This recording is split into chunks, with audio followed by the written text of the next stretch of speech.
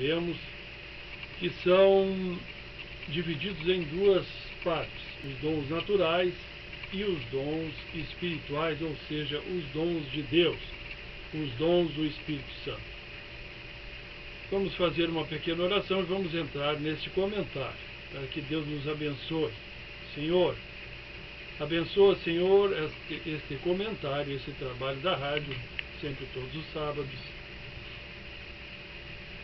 Eu te peço pelos abatidos, pelos cansados, pelos doentes, pelos que já estão sendo resgatados, foram atingidos por catástrofes temporais, ventanias. Te peço pelas famílias, pelas igrejas, pelas crianças, pelas autoridades também que nos acompanham nesse trabalho aqui em Butiá, Minas Tulhão, na região carbonífera, estado, país e também no mundo, Senhor. Que possam fazer o melhor pelo povo, que possam atingir os objetivos, as metas e dar uma vida de qualidade à nossa nação. Em nome de Jesus Cristo eu te peço e te agradeço. Nas Escrituras nós encontramos vários versículos que falam sobre dons e nós vamos ler alguns para identificar um pouco este comentário. Nas Escrituras, onde mora a verdade, onde a palavra é a palavra de Deus, transmitida por homens, mas inspirada pelo Espírito Santo. Em Eclesiastes 3:13. E também que todo homem coma e beba e goze do bem que todo o seu trabalho, de todo o seu trabalho. Isto é dom de Deus. É dom de Deus e é um dom natural.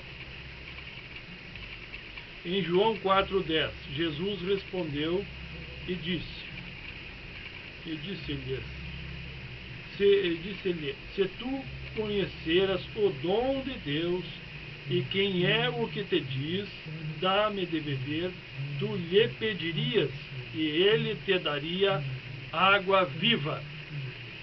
Aqui nós estamos já falando dos dons de Deus. Atos capítulo 2, versículo 38. E disse-lhe Pedro, arrependei-vos e cada um de vós seja batizado em nome de Jesus Cristo para perdão dos pecados e recebereis o dom do Espírito Santo. Vejam bem que o dom de Deus, o dom do Espírito Santo, ele é concedido através do batismo, através da unção, através do trabalho sacerdotal. Ele é um dom de Deus. Esse dom que é recebido após o batismo, que geralmente acontece também o falar em línguas ou antes de ser batizado ou logo após ser batizado, que também é um dom divino, é um dom que Deus manifesta a sua vontade. Em Atos 8:20, mas disse-lhe Pedro, o teu dinheiro seja contigo para a perdição, pois cuidaste que o dom de Deus se alcança por dinheiro. Pedro aqui exalta que o dom de Deus não é alcançado com dinheiro, não é alcançado, não é comprado, não é adquirido. Ele é concedido por Deus e quando se tem uma comunhão com Deus, é Deus se manifestando através do homem, através das suas promessas, através da sua misericórdia para com o seu povo, com os seus filhos. Efésios 2:8. Porque pela graça sois salvos, por meio da fé, e isto não vem de vós, é dom de Deus. A salvação é dom de Deus, é a presença de Deus, a presença do Espírito Santo, protegendo, guiando, dando capacidade, sabedoria, sustentando a criatura, defendendo ela. Efésios 3:7, do qual fui feito ministro, diz Paulo, pelo dom da graça de Deus, que me foi dado segundo a operação do seu poder. O dom da graça, o dom do ministério, Eu também sou ministro consagrado e recebi gratuitamente isso. É um dom de Deus, é um dom onde se obtém pela comunhão com o Pai. Tiago, capítulo 1, versículo 17. Toda a boa dádiva e todo o dom perfeito vem do alto, descendo do Pai das luzes, em quem não há mudança, nem sombra de variação.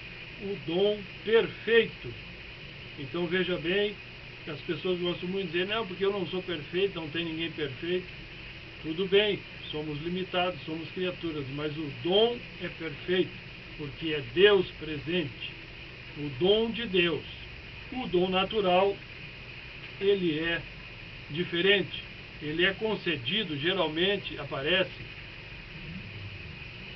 nas Escrituras no Antigo Testamento, os dons naturais. O trabalho, o viver, o desfrutar são dons naturais. Os sobrenaturais são dons do Espírito Santo. É a presença do Espírito Santo, é o Espírito Santo operando, trabalhando, realizando uma obra através do seu filho, do seu servo. No Antigo Testamento, como já disse, os dons naturais são concedidos naturalmente ao viver, ao nascer, conquistados por esforço, dedicação, que no caso é o trabalho, a profissão, o benefício próprio, o benefício do seu semelhante, mas tudo vem de Deus, tudo vem do alto. A multiplicação é um dom natural, a benevolência é um dom natural, e a pessoa que se esforça, que se dedica, ela desenvolve esses dons, a sua profissão, a sua capacidade, a sua dedicação, desenvolve esses dons. E os sobrenaturais, eles aparecem mais no Novo Testamento, Nova Aliança, onde nós encontramos os dons concedidos pela comunhão com Deus. Pois é Ele que opera, Ele que faz, Ele que realiza. Há benefício, geralmente, há benefício dos outros e da salvação daquela pessoa que está sendo usada por Deus. Os dons de língua. Muita gente fica falando, repetindo coisas que ouviu do seu pastor, dizendo frases que até nem vou citar aqui porque fica uma brincadeira no meio de uma conversa séria, repetindo frases. Isso não é dom de língua. Dom de língua é uma manifestação divina, é Deus falando através do seu servo, comunicando à igreja, comunicando aos outros, comunicando cura. Assim como a cura também é um dom divino, é um dom de Deus. Uma pessoa é usada para curar um cidadão, um irmão na igreja ou fora, na rua, seja onde for, não quer dizer que ele pode sair por aí e botar uma clínica ou botar um curandeirismo. Eu já levantei pessoas do caixão, um cidadão, levantei do caixão, um jovem, e ele saiu caminhando. Nem por isso, hoje eu moro do lado de uma capela, nem por isso eu vou lá e levanto todos os que vão ali para serem enterrados, serem velados. É dom divino. O dom sobrenatural é Deus usando o seu servo, é Deus se manifestando na presença do seu servo, na presença daqueles que precisam.